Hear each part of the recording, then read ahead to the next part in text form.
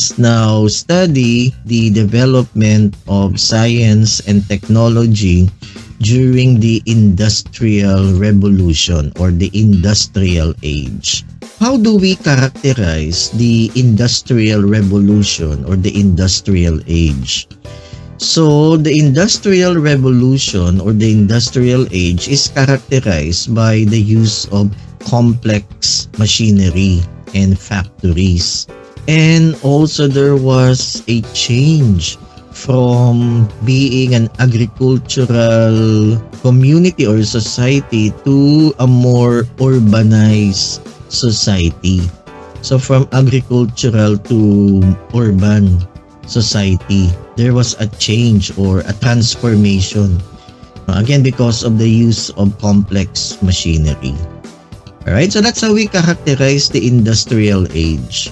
So from agricultural, naging urbanized na yung mga tao. And what were some of the artifacts that were associated with the Industrial Revolution? So we have the steam engine, the development of electricity, the invention of the automobile, the invention of the airplane, the light bulb, radio, the invention of the television, the telephone that made our lives easier. Those were some of the artifacts that were associated with the industrial age.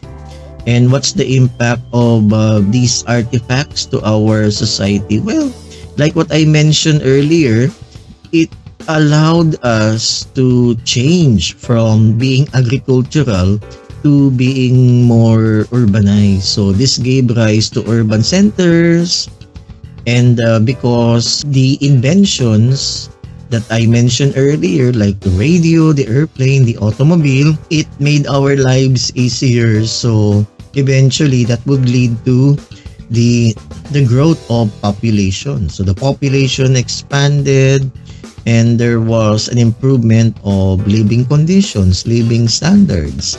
So in a way, parang humaba yung ating lifespan. Kasi naging comfortable tayo because of these inventions. So that's how we characterize the industrial age or the industrial revolution. So at this point, let us now study some of these important inventions and how they made an impact to our society. Okay, so let's start now our study of these inventions and their impact to our society, starting with the steam engine.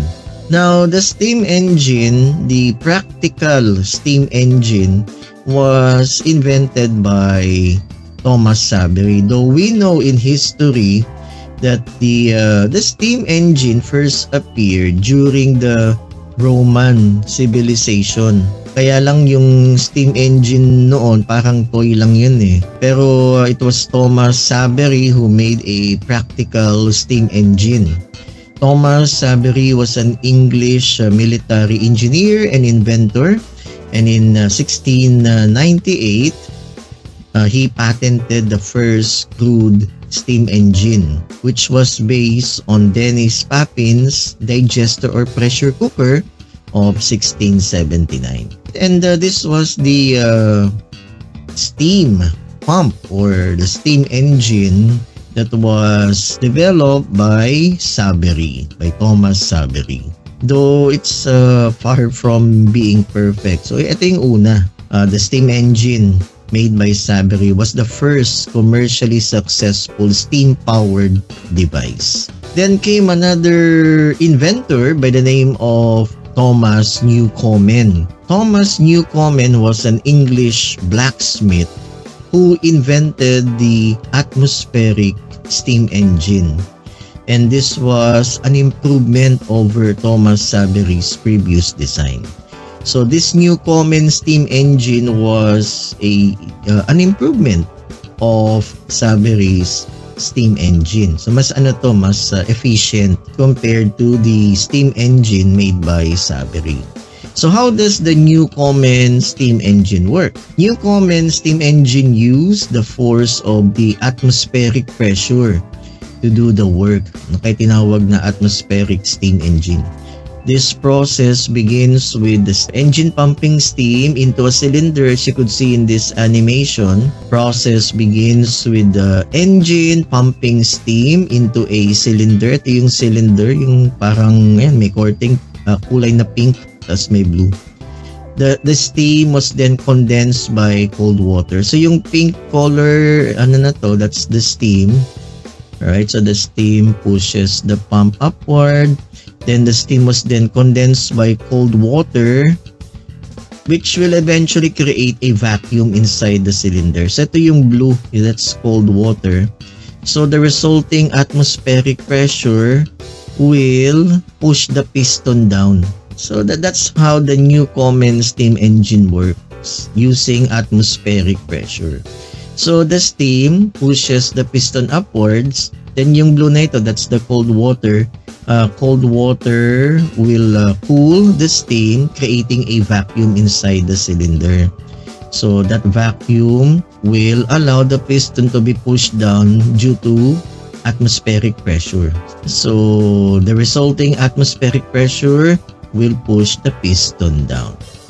Alright, so that's how the Newcomen steam engine works. So as you could see in this animation, ayan, so medyo mas mabilis din ito. So you have steam pushing the piston upwards, then cold water will cool the steam, creating a vacuum inside the cylinder. So that vacuum is less air pressure, so the higher pressure outside will push the piston down. So that's how the Newcomen steam engine works. No? Kaya lang, as you could see here, medyo bulky. Malaki yung Newcomen steam engine. So ginagamit lang sa mga farms and factories, yung Newcomen steam engine. So it's quite bulky. Then came another inventor by the name of James Watt. James Watt was a Scottish inventor and mechanical engineer who was renowned for the improvements he made to the Newcomen steam engine. Now, while working for the University of Glasgow, in 1765, James Watt was assigned the task of repairing a Newcomen steam engine that was deemed inefficient but the best steam engine of its time. Yung steam engine kasi ni Newcomen, yun yung pinaka-efficient ng panahon na yan. Kaya lang marami silang nakita na defects. So it was the responsibility of James Watt to repair the Newcomen engine, no? Para maayos yung mga defects, yung mga flaws ng Newcomen steam engine. So that started the inventor working on several improvements to the Newcomen's design. So ano yung ginawa ni James Watt to improve on the Newcomen steam engine? So ito yung ginawa niya, which was far more efficient. Alright, wala nang condenser. It was simply valves that are working, no, to allow the piston to be moved either up and down. And itong steam engine kasi ni James Watt provided power to operate machinery sa mga factories. So kaya inadapt natin yung term na Watt in honor of James Watt. Okay, kasi yung steam engine niya provided power to run factories. Ayan, no? And yung steam engine kasi ni James Watt, para to add, it basically made the Newcomen steam engine smaller. In a way, parang na miniaturize yung Newcomen steam engine. And this was crucial. The miniaturization of the steam engine. Pag sinabi ko miniaturization, lumiit yung steam engine. This paved the way for the invention of the steam locomotive. And the steam locomotive was invented by George Stephenson. Alright, George Stephenson. Alright, so George was very clever. He invented a lamp for miners to use under, kasi si George Stephenson, I think he worked in the coal mines. So he invented the coal miner's lamp. But his real interest was in steam engines. So some steam engines drove machines in factories like yung sa Newcomen steam engine, yung malaki. One or two were made to run on wheels along roads. Steam-powered road engines were slow and could not go up hills. George Stephenson worked out that a steam engine needed to run along rails. So he came up with this locomotive, no, which is now known as the Stephenson's rocket. So basically, George Stephenson was the father of the modern railway, yung steam-powered train and the railway system. George Stephenson was the father of the railway and yung train. Ito yung kanyang train, yung steam-powered train called the rocket.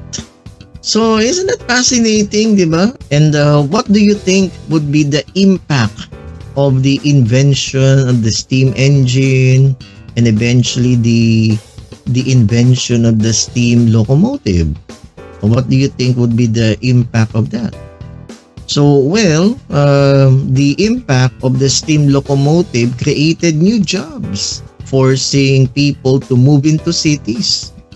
So, from being agricultural, naging urbanized na yung mga tao kasi they can now travel. Diba? It made traveling easier, forcing now people to move into cities. Cities like London, for example. So, lumaki tuloy yung population ng mga cities. Okay, in 1801, before the advent of George Stephenson's rocket, London had about 1 million plus people, 1,117,000 people.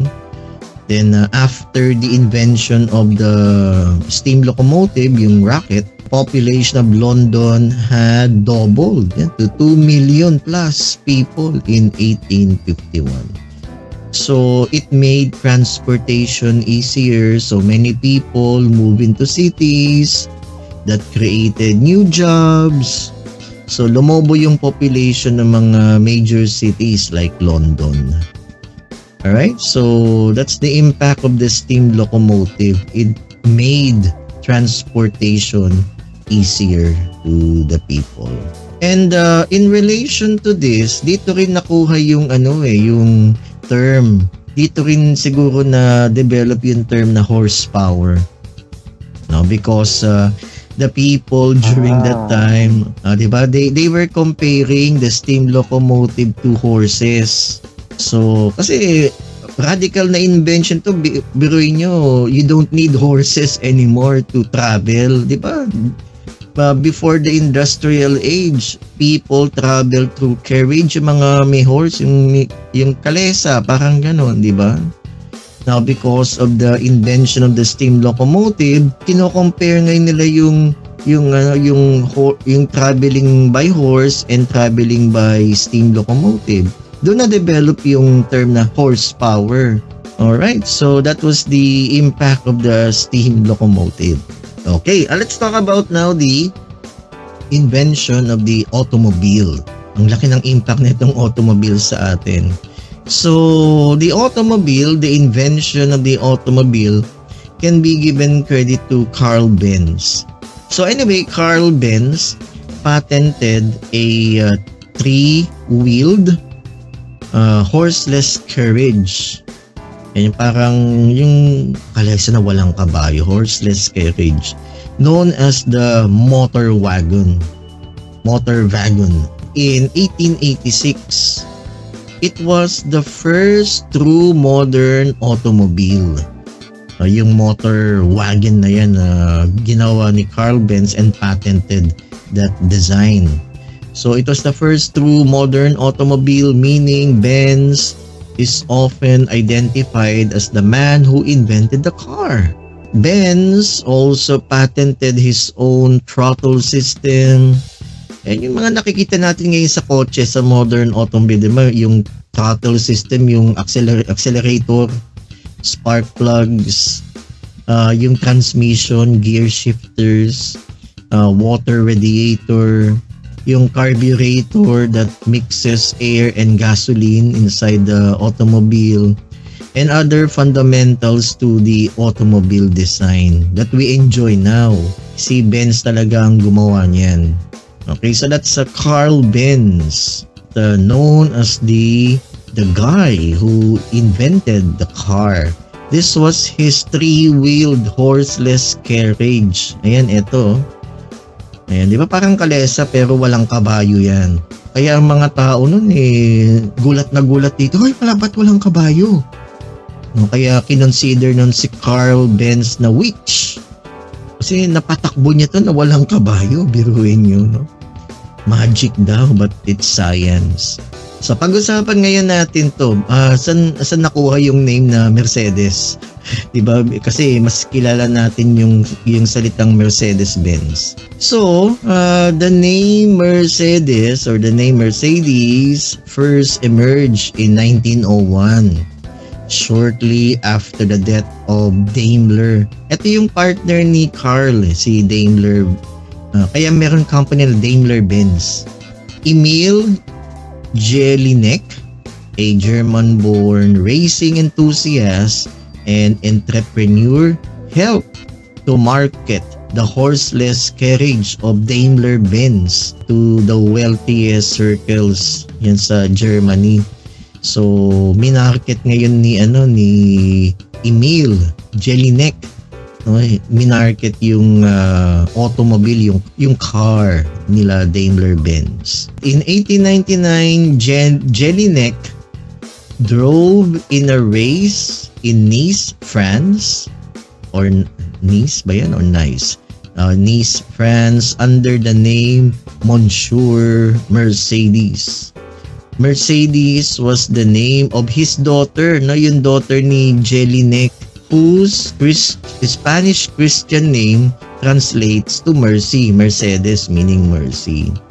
Not long after that, in 1901, DMG or Daimler Motor Corporation trademarked the name Mercedes, and Jelinek began marketing the new vehicle abroad to such high-profile families. Ayan yung mga mayayaman. Di ba ang kaya mahal ang Mercedes-Benz? Ayan ay kotse ng mga mayayaman talaga. Pag may Mercedes ka, mayaman ka talaga. Alright, so that's the origin of the name Mercedes-Benz. Okay, so let's move on, guys. Let's talk about now Henry Ford. So, puro kotse tayo muna ngayon. Alright, so Henry Ford was an American industrialist and business magnate. Aba, negosyante ito. As the founder of the Ford Motor Company, Henry Ford is credited as the pioneer in making automobiles affordable for the middle-class Americans through a system that came to be known as Fordism. You know what Fordism means? Fordism simply means yung assembly line. No, yung assembly line. Siya nag-imbento niyan. Alright, guys, let's go back to Daimler, yung Daimler Motor Corporation.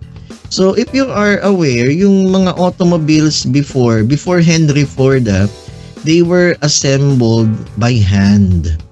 Then, yung mga components like yung engine, yung chassis, yung gulong, yung leather seats, mga iba't ibang companies ang gumagawa niyan. Like for example, yung engine. The engine is manufactured by a company. Then yung mga leather works ng kotse, it is made by another company. Yung chassis by another company, ganon. Then i-assemble nila yan by hand. So that made the car, yung German-made cars, really expensive. Kaya yung mga mayayaman lang yung nakaka-afford. Like Mercedes-Benz. Diba? Kaya mahal ang Mercedes-Benz kasi most of the automobiles then were assembled by hand. And yung mga components were manufactured by different companies. Ang ginawa kasi ni Henry Ford, iba. So ang ginawa niya, lahat ng components, yung engine, yung gulong, yung leather works, yung mga upuan, yung mga bumbili, yung mga headlights and all. Doon lahat ginagawa sa factory niya. Everything was made in the factory. Then ia-assemble lang nila yan. No, so marami siyang workers. Then ia-assemble lahat yung mga components na yan. Yan ang tinatawag natin na assembly line. So ano yung impact ngayon nito? It made the car cheaper. No, and yung mga middle class families can now afford to buy an automobile. Ito yung Model T, yung Ford Model T na tinatawag na ito yung the car of the masses, yung pangmasang kotse. Ayan, so lahat ng components ng automobile diyan na minamanufacture. Hindi na separate companies. And then lahat i-assemble diyan, yung tinatawag natin na assembly line. So ang impact nito is that it made the automobile cheaper and affordable to middle class families. Alright guys, so what's the impact of the automobile to our society? So nag-umpisa yan kay Carl Benz. Ayan, di ba? Then yung assembly line, yung mass production ng automobile ni Henry Ford. Ayan, so the automobile, because the middle class families can now afford to buy the automobile, automobiles becomes the backbone of the US economy. Siyempre, di ba, yung mga tao nakakaano na sila, they can travel through long distances and engage trade in siguro sa mga ibang mga lugar. So, lumago yung ekonomiya ng US because of the Model T na car that was made available to the middle class families. So yung mga tao naman sa mga probinsya naglipatan sa cities, 'di ba? So nagkaroon ng urban sprawl, meaning yung mga tao nagsilipatan sa mga urbanized areas. Okay, kaya dumami yung populasyon ng mga cities Again, because of the automobile. And the invention of the automobile and the mass production of the automobile by Henry Ford paved the way to what? Yung mga paggawa ng kalsada. Di ba? Lalong dumami ang kalsada dahil kailangan nila ng kotse ng gasolina nagkaroon ng gas stations. And yung mga tao, they travel the long distances. Diba? Let's say from the East Coast to the West Coast. Ay ang habang lakbay niya, it will take days. So that paved the way to the development of accommodations, yung mga motels, shopping centers, in between travel, diba? Para makapagpahinga yung mga tao, magbibili ng kung ano before reaching their destination. Yan, yung mga motels. Yung mga accommodations in between travel, shopping centers, public garages, di ba? And the invention of the traffic signals, di ba? So ano na yan? Parang domino effect na yan, di ba? Because of the invention of the automobile, sunod-sunod na yan. Traffic light, kalsada, gas station, di ba? Motels, shopping centers, di ba? So, yeah, that's the impact of the automobile. And kayo, di ba? Ang laki ng ginhawa ng kotse, di ba? Ng ating public transport. Alam nga naman, gumamit pa kayo ng kalesa. Buting kayo ng siyam-siyam, di ba? Alright, so that's the impact of the automobile. Okay, so let us now study the impact of the airplane. So we all know that it was Orville and Wilbur Wright. They came up with the first powered flight, and they spent more than 4 years of research in order for them to develop and create the first successful powered airplane, yung 1903 Wright Flyer. It first flew at Kitty Hawk, North Carolina on December 17, 1903. Itong sila Wilbur and Orville Wright, ano to, mga bicycle makers itong mga ito. Gumagawa sila ng mga bisikleta and they use their skills to research on powered flight. Pero nag-eksperimento sila on gliders. Ito yung mga one of their gliders. Hindi naman nila kagad na-invento yung eroplano eh. Pinag-aralan muna nila yung principles of flight. So naggawa sila ng mga gliders like this one na pinapalipad nila sa Kitty Hawk. Ang Kitty Hawk kasi mahangin eh. Very ideal for glider research. So, yun ang napili nilang lugar for their experiments. And in fact, they experimented on wing designs. That's why the Wright brothers also invented the wind tunnel. Alam niyo yung wind tunnel? Doon sila nag-research ng mga different wing designs. Ayan, so they came up with the first wind tunnel and nag-research sila using gliders.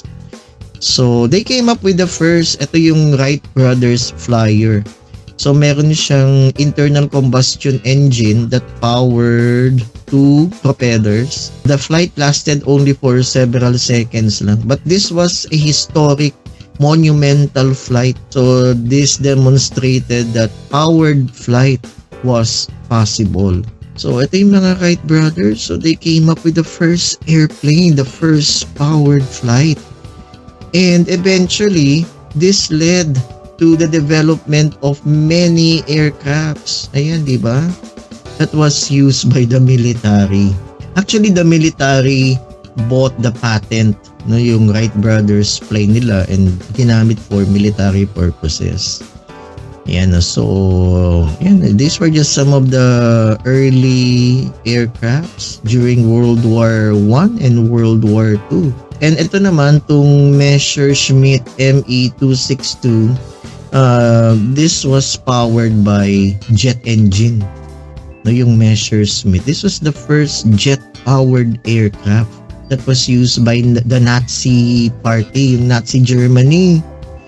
O, kaya yung mga Germans talagang magagaling yung mga yan. O, biruin nyo, the first jet-powered military plane was the Messerschmitt. Kaya lang hindi rin sila nanalo, 'di ba, nung World War II. So that's the Messerschmitt, the first jet-powered airplane. And marami itong mga eroplano na ito eh. And eventually, yung mga early 1950s, there was an attempt to break the sound barrier.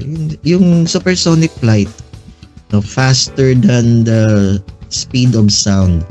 If you can exceed the speed of sound, you can break the sound barrier. And this was achieved by Chuck Yeager, Captain Chuck Yeager.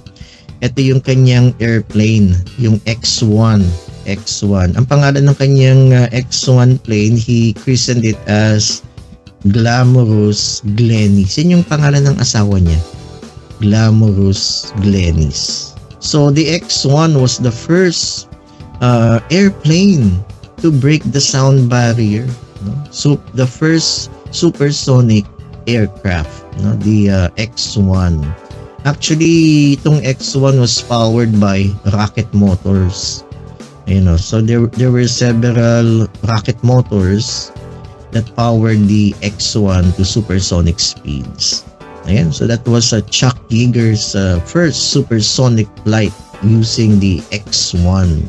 Okay, yan. So si Chuck Yeager, he was the first to break the sound barrier. Then, eventually, yung mga planes, they got faster and faster. And ito yung X-15, which was an upgrade of the X-1. And this was Neil Armstrong. Neil Armstrong actually piloted one of the X-15 rocket planes. And yung X-15 almost reached the edge of space. Airplanes, they get faster and faster until muntik na nilang ma-break yung outer edge ng ating atmosphere. So nakikita ng mga pilots na ito yung a different perspective of the Earth. No? Kasi matataas sila eh. They travel faster and higher. Itong X-15 halos nasa edge na ng outer space. And I'm sure you're familiar with this plane. This was the Concorde, the first supersonic commercial plane operated by Air France. Yan, tong Concorde. You can reach London to New York in just 3 hours. Okay, through the Concorde. Kaya lang siguro nakatatlong crash na ito. So they decommissioned the Concorde. So what was the impact of the airplane to our society? The advent of human flight not only boosted our power of movement, biruin nyo, di ba? Dati we traveled by boat. We traveled from one country to another through steamliners, may mga malalaking ships. And yung travel time would last for weeks or months, di ba? But with the advent of the airplane, okay, that boosted our power of movement. Biruin nyo, traveling from, let's say, the United States to Manila will take only several hours, mga 17 hours, diba? Yun na yung latest. Biruin nyo yun, diba? Crossing the Pacific Ocean.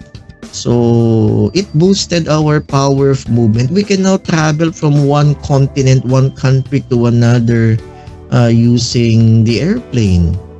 And also, because of planes like yung X-15, yan yung X-1 ni Chuck Yeager, we gain the ability to see the Earth from above. So, we have now a different perspective of the Earth, no, pag nakatingin tayo sa taas. Alright? Before the Wright's epochal breakthrough, there had been perhaps thousands of human flights, mostly in balloons. Pero ngayon, di ba, ang balloon, mabagal yan eh. Pero itong airplane, it made travel time faster. And the ability to traverse long distances in a matter of hours has facilitated international trade, di ba? So, napabilis yung ating pagbiyahe sa mga ibang lugar. So, this will facilitate international trade. Yung pakikipag-negosyo natin sa mga ibang bansa, di ba? Business relations, cultural exchange, biruin nyo. O, di ba? Lalo na pag kung may pera kayo, gagawin nyo lang Quiapo yung Hong Kong. O, di ba? Kapag negosyo, bibili kayo ng mga items na pwedeng ibenta dito sa Pilipinas. O, di ba? So, yung US, di ba? Marami sa atin ginagawang Quiapo lang yung US. Pa-travel na lang, di ba? For what? Business relations, cultural exchange, di ba, no? Connecting cities and regions and contributing significantly to economic growth. Yes, that's the impact of the plane. O, biruin nyo yun, guys. So, are you not fascinated by that? Yan, guys, ay yung mga airports have become economic hubs, di ba? Yung mga international trade, domestic trade, di ba, sa airports yan. Kaya napakahalaga ng mga airports sa ating modern civilization. Alright, so that's the impact of the airplane. Alright, guys? Okay, so let's now proceed with electricity. Alright, so we think of, ano ba mga iniisip natin when we think of electricity? So first would be batteries.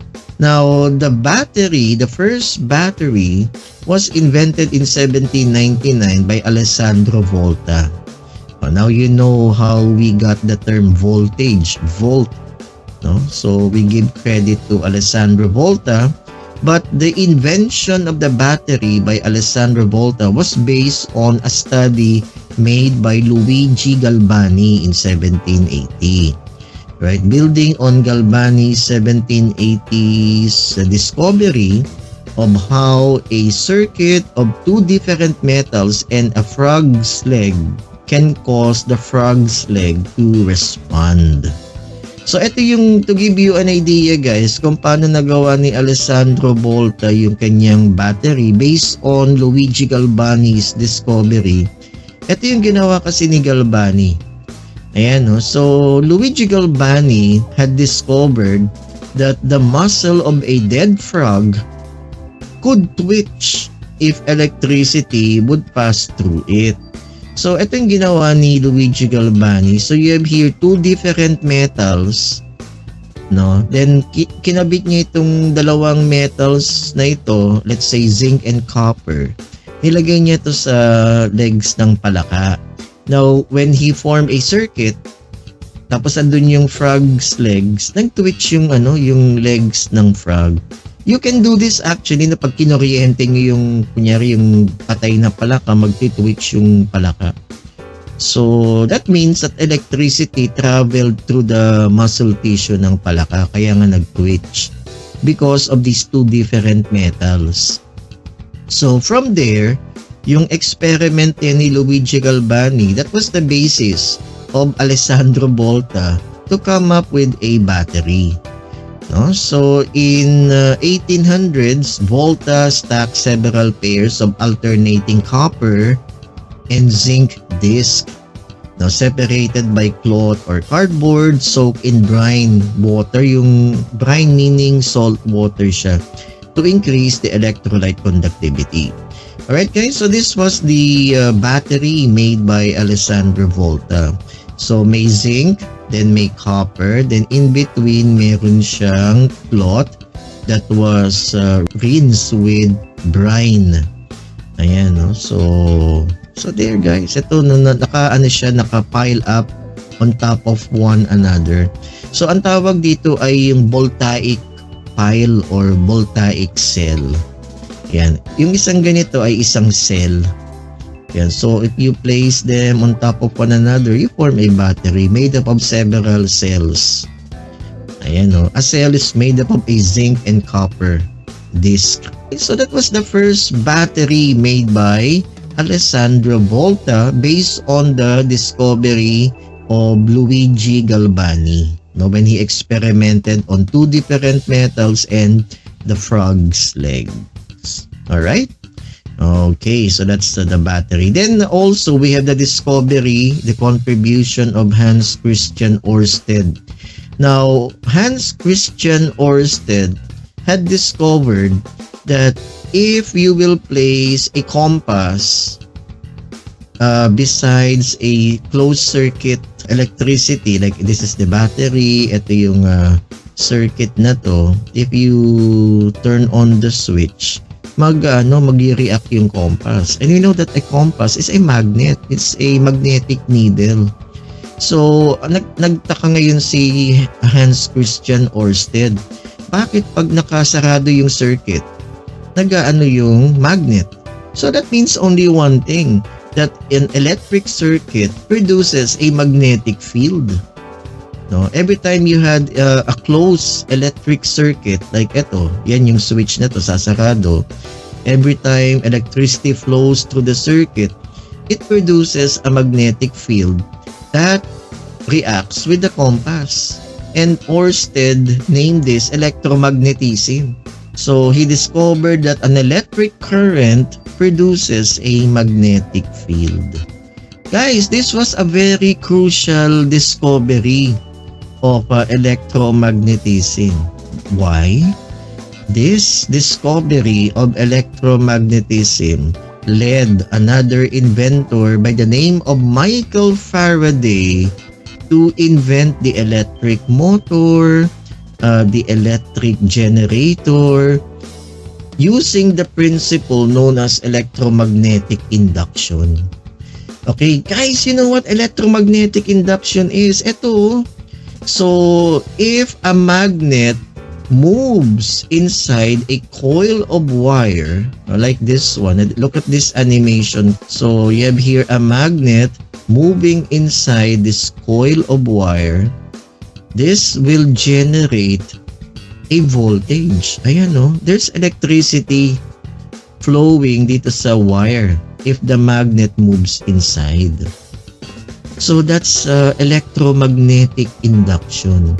And this principle of electromagnetic induction led Michael Faraday to invent the electric generator.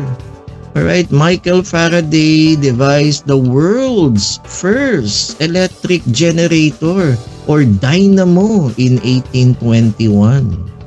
The generator he built was a seemingly simple thing, a hand-crank copper disc rotated between the poles of a permanent magnet. Ito, ito yung magnet, Ayan, dalawang permanent magnet, and this was the copper disc. So pag inikot mo yung copper disc using a hand crank, this device will generate electricity. This was the first dynamo or the generator invented by Michael Faraday. And guys, do you know the impact of this to our society? Diba? Kaya kayo may ilaw, kaya kayo may TV. Your appliances are basically powered by electricity generated by an electric dynamo. Diba?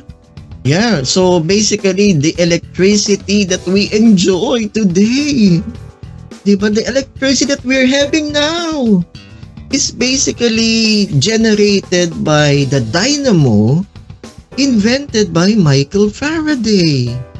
Wow, diba? Alright guys, so what's the impact of the generator? So the generator basically converts mechanical energy, diba? Pinapaikot yung magnet. Alright, yeah, motion of the magnet, and basically that mechanical energy is converted into electrical power. So whether the energy source is hydro, water, or steam, coal, wind, or even nuclear power, pinapaikot yung generator na yan. All electrical power today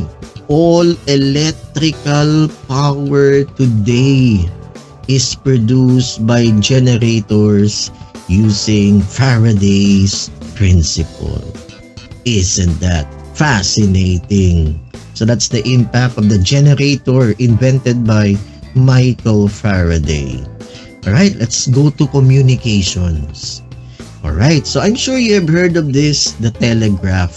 The wired telegraph was invented by Samuel F.B. Morse. And this revolutionized communications. It will only take a few seconds to send messages from one place to another using the Samuel Morse's telegraph.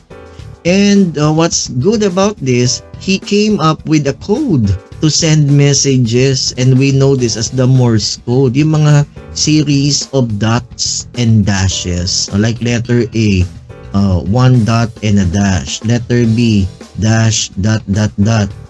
Letter C, dash, dot, dash, dot. O ganon. So that's the Morse code. So from here, you can send messages using those system of dots and dashes. Alright, so that was the invention of Samuel Morse, the telegraph and the Morse code. It made communication quicker, di ba? So, yeah guys, that's the telegraph. Alam niyo to, di ba? Yung ganon, di ba? Pero kung nakaintindi ka ng Morse code, maano mo yung message. Ayan, so that's the telegraph. So what's the impact of the telegraph to our society? So the electric telegraph changed the way people communicated. It helped the newly built railway system coordinate schedules, di ba? Yung pag nag-send ka, parating na yung tren, ganito, di ba? Ayan, it helped the White House strategize during the Civil War by providing access to information about the troops that had not been available before. Yan yung communication sa military. Yan, and yung communication between railway stations, kung parating na yung tren or what, napaka-malaking tulong ng telegraph. It changed the way how we communicate to people. So that's the telegraph. Another important invention that changed our world was the invention of the telephone. Ito medyo yung invention ng telephone eh. Actually, marami nag-invento niyan. Okay, so first was Antonio Meucci. Yan, Italian yan. He was credited with inventing the first basic phone in 1849. Then you have a Frenchman by the name of Charles Bourgeois. How do you pronounce this? I'm not so good at French. Charles Bourgeois.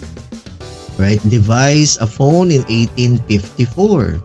Kaya lang guys, an American by the name of Alexander Graham Bell first patented the telephone in 1876. So, ano lang yan, it was a race, patent race. Sino yung nauna nag-patent? Yun yung inventor. Yun yung nag-invento. Fortunately, it was Alexander Graham Bell who first patented the device. So, he was given credit for the invention of the telephone. Hindi si Meucci and si Bourgeois. So it was Alexander Graham Bell who first patented the telephone on March 7, 1876. So what's the impact of the telephone to us? Oh guys, ano yung impact ng telephone? It allowed instant long distance communication, voice. Hindi na to yung telegraph, yung tilit. It allowed voice communication, long distance voice communication, and this would improve business efficiency. Diba? Voice na, hindi na yung telegraph Hindi mas madali kayo magkaintindihan. Diba? And this created new jobs. Alright? And influenced social etiquette and gender roles. Ayan, bakit? Ano yung gender role sa telephone? Hindi ko ito maintindihan. Alright, anyway, the telephone also enhanced emergency services, di ba? News distribution. Alright, ano pa?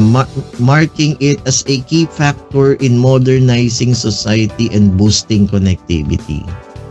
Okay, biruin nyo, di ba? Pag may emergency, hello, yan. Sunog sa telepono, di ba? News distribution, di ba? Pag may mga nagbabagang balita, di ba? Telepono muna yung ginamit nun pero ngayon, di ba, TV, but that's another story. Alright guys, so that was the impact of the telephone. It allowed long distance voice communication. Okay, so let's talk about now the contribution of Thomas Edison. There were other inventors who came up with the idea of the light bulb. It was not the original idea of Thomas Edison, but what Thomas Edison did is he increased the lifespan of the light bulb by adding tungsten to the filament. Yung mga light bulbs kasi noon, it was not made of tungsten. So, yung lifespan ng bulb was really short. But what Thomas Edison did, he studied different materials and he came up with this, yung tungsten. I'm sure you've heard of tungsten, yung filament. Yung nasa loob ng light bulb. So, the tungsten filament increased the lifespan of the light bulb. That's why yung pinatent to, siya yung na-credit as the inventor.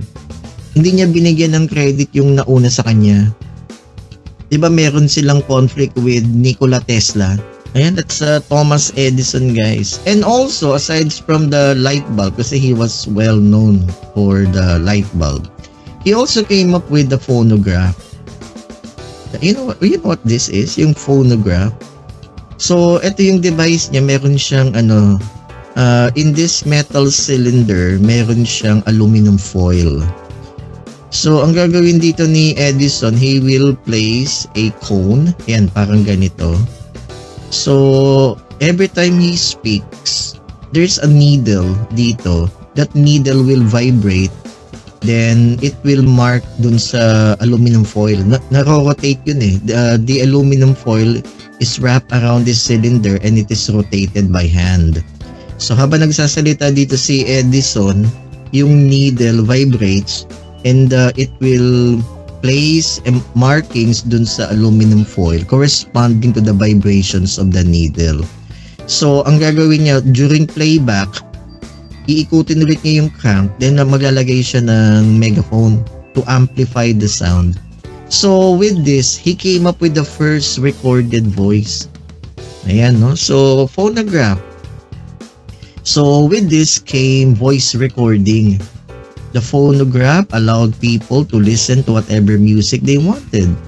When they wanted, diba? This led to the development of the vinyl record.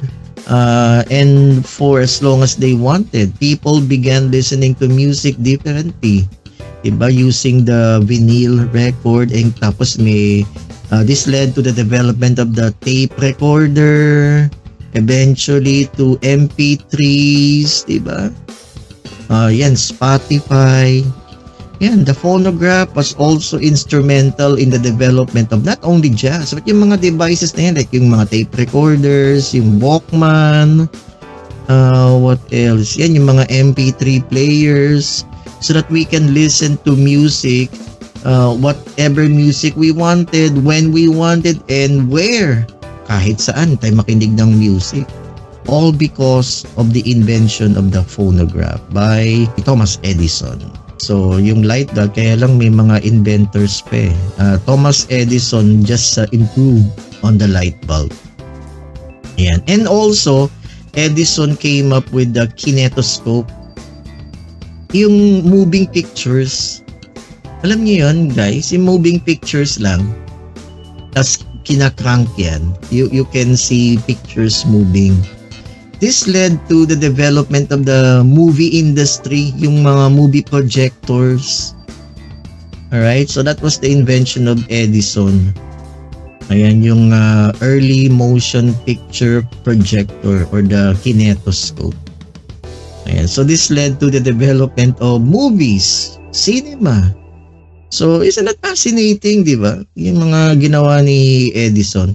Kaya lang guys, there was a conflict between Nikola Tesla and Edison.